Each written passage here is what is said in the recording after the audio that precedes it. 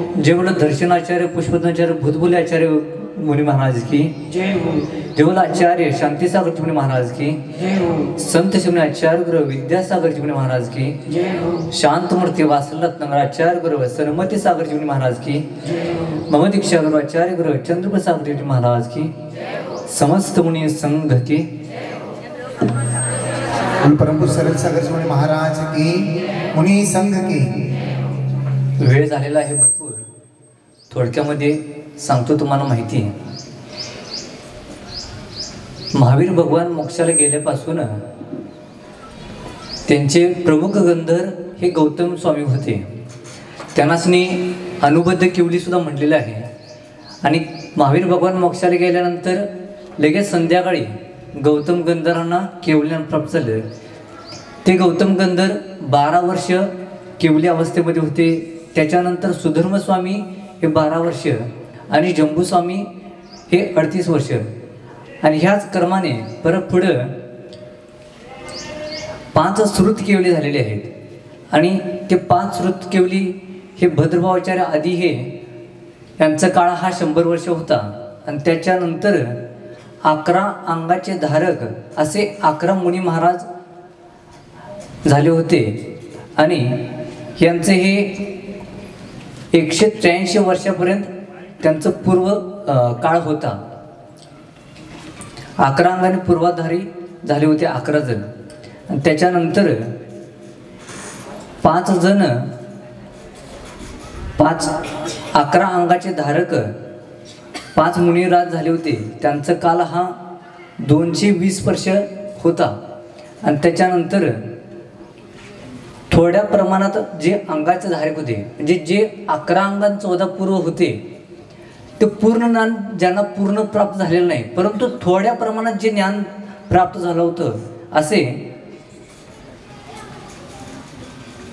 11 अंगाचे धारक आणि 14 पूर्व याचं थोडंसं अंशतः ज्ञान होते असे लोहाचार आधी 5 मुनिराज झाले होते. त्यांचा काल हा 118 वर्ष झालं होतं. ह्याप्रमाणे गौतम स्वामींच्या पासून लोहाचार्य हे अंतिम आचार्य झाले.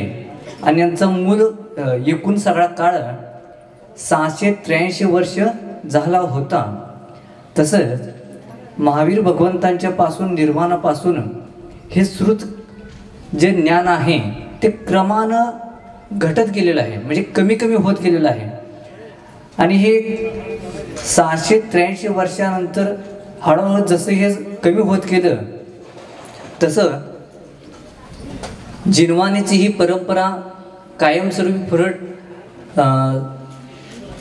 राहावी याची या भावनेने आचार्य दर्शन स्वामींनी काटिया ह्या देशामध्ये ह्या नगरामध्ये, हे नगर गिरनार पर्वतावर आहे. आणि त्या उर्जयंत म्हणजे गिरणाऱ्याचं याचं नाव उर्जयंतगिरी असं आहे.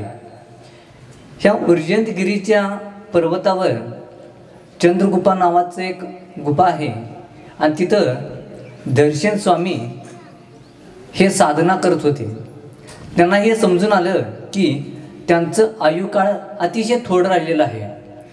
आणि हे जिनवान हे कायमस्वरूपी ही राहावी ह्यासाठी त्यांनासनी त्यांच्या मनामध्ये काळजी वाटली की ही जिनवानी द्वादशांग ज्ञान ही महावीर भगवंतांच्या शासन कालामध्ये कायमस्वरूपी राहावं आणि याचा लोप होऊ नये यासाठी त्यांनी महिमानगर एक नगर आहे, हे जिल्हा सातारा महाराष्ट्रामध्ये वर्तमानामध्ये आहे.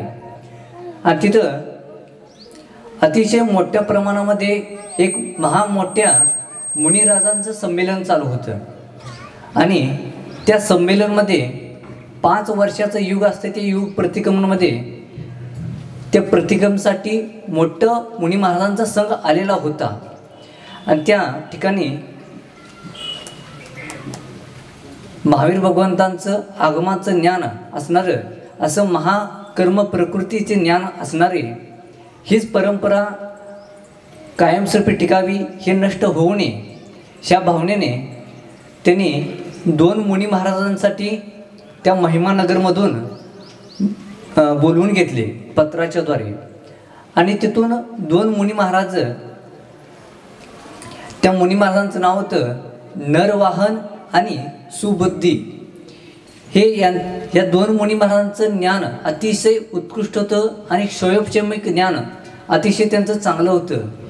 त्या मुनी महाराजांना बोलवल्यानंतर गिरनारकडे येत असताना ज्यावेळी गिरनारमध्ये पोचणार त्याच्या एक दिवस अगोदर दर्शनाचार्यांना रात्री एक स्वप्न पडलं आणि त्या स्वप्नामध्ये 2 बैलाचं जोडी म्हणजे 2 बैल येत आहेत असं त्यांनी पाहिलं.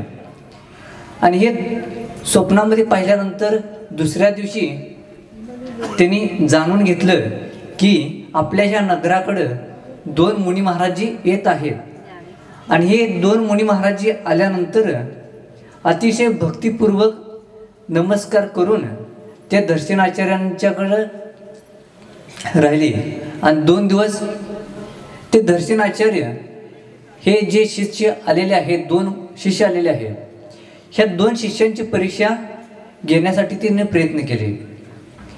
आणि ते परीक्षा घेण्यासाठी त्या दोन्ही महाराजांना वेगवेगळे 2 मंत्र दिले. काय दिले? 2 मंत्र दिले. आणि एका मंत्रामध्ये एक अक्षर कमी होतं. काय होतं? एक अक्षर कमी होतं आणि एका मंत्रामध्ये एक अक्षर जास्त होतं. आणि हे दोन्ही मंत्र त्या दोन्ही महाराजांना एक मंत्र सिद्ध करण्यासाठी दिले.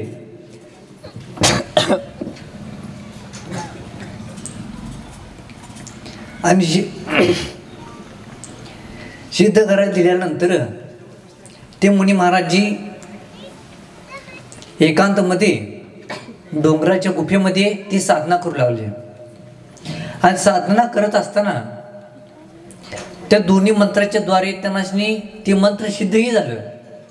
परंतु त्या मंत्राच्या प्रभावाने ज्या मंत्रामध्ये एक अक्षर कमी होतं त्यांनाच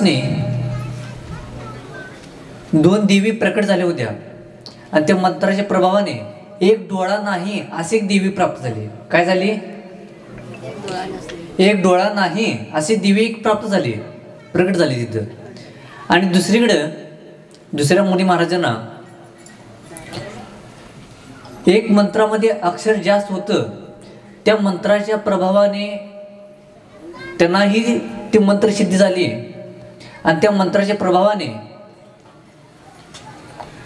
देवीची दात ही 2 दात पुढे आलेले आहेत. आणि अतिशय सुंदर दात आहेत, परंतु 2 दात पुढे आलेले आहेत. असं त्या स्वप्नामध्ये असं ते मंत्राच्या प्रभावाने देवी प्राप्त झाली. मग त्यांनी स्वतः जाणून घेतले की ह्या मंत्रामध्ये काहीतरी दोष आहे. मग हे मंत्र पाहून त्यांनी विचार करू लागले आणि त्या मंत्राला त्यांनी त्यांच्या ज्ञानाच्या स्वयंक्षमीच्या ज्ञानाच्या द्वारे मंत्र दुरुस्त करून घेतले. ज्या ठिकाणी एक मंत्र कमी आहे तिथे एक मंत्र योग्य ते मंत्र करून ते परत पुन्हा मंत्राची सिद्धी केली. आणि ज्या ठिकाणी एक अक्षर जास्त आहे त्या ठिकाणी एक अक्षर कमी करून परत पुन्हा त्या मंत्राची सिद्धी केली. अशा प्रकारे ते मुनी महाराजजी पुन्हा मंत्र याचं जाप्य भक्ती करून पुन्हा मंत्र सिद्ध केले. आणि त्या मंत्राच्या प्रभावाने त्या दर्शनाचार्य पुष्पदंताचे भूतबली हे नाव नरवाहन आणि सुबुद्धी मुनी महाराजांना मंत्र सिद्धी केल्यानंतर त्यांना परत पुन्हा 2 देवी प्रकट झाल्या.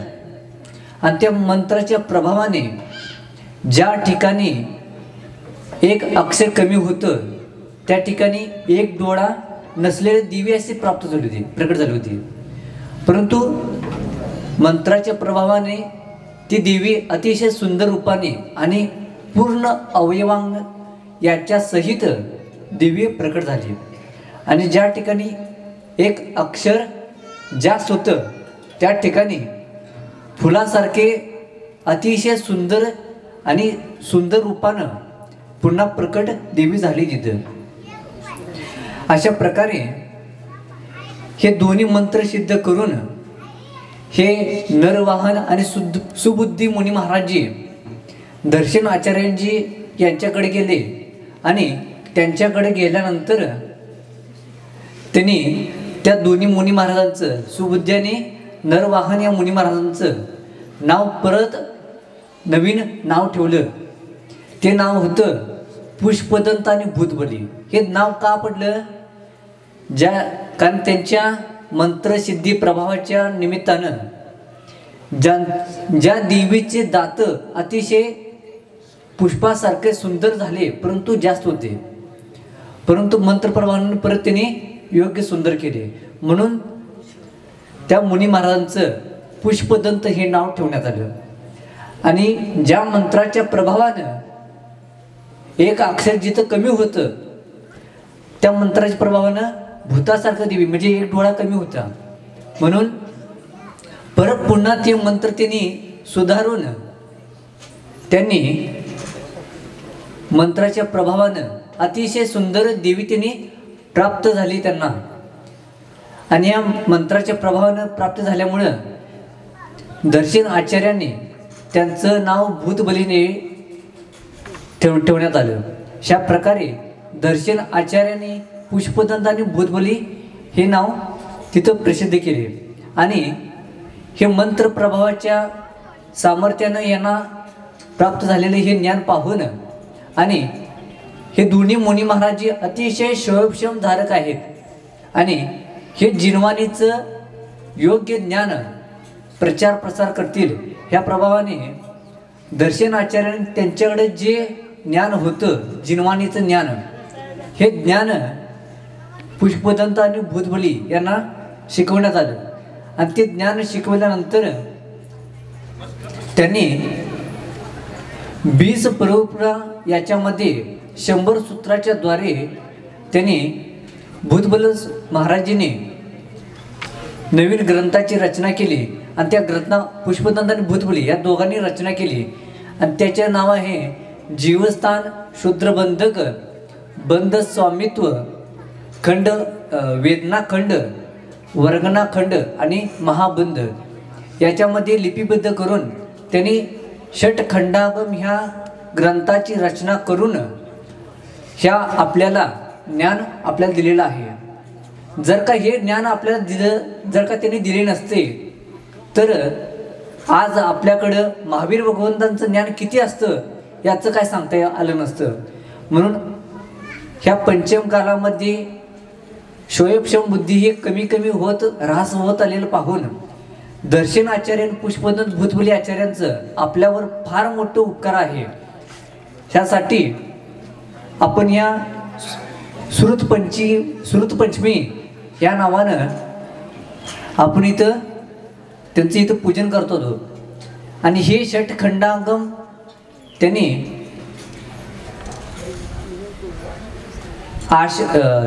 ज्येष्ठ शुक्ल पंचमी या दिवशी हे षटखंडागम पूर्ण झालं, म्हणून आपण ह्या ग्रंथाचं पूजन आदी करतो आणि अध्ययन आदी करतो.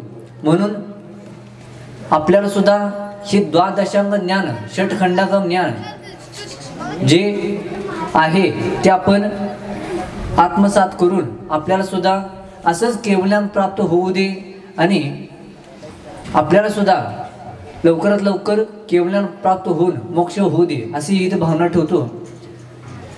भूतबली आणि पुष्पदंत यांना ज्या 2 देवी प्रकट झाल्या होत्या, जसे देवी प्रकट झाल्या होत्या तसंच श्रवण बेळगावच्या जवळ कंबदहळी नावाचे क्षेत्र आहे, मठ आहे.